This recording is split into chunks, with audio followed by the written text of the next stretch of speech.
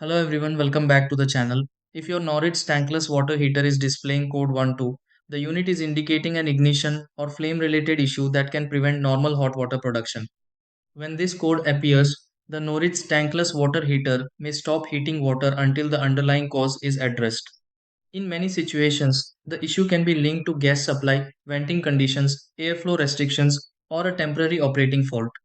Before assuming a major repair is needed, there are several basic checks that may help identify the problem and restore operation.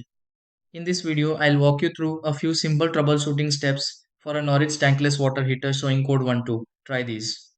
Step 1. Check the gas supply to the Noritz tankless water heater. Step 2. Inspect venting on the Noritz tankless water heater.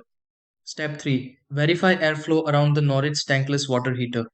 Step 4. Look for blockages near the Noritz tankless water heater. Step 5. Reset the Noritz tankless water heater.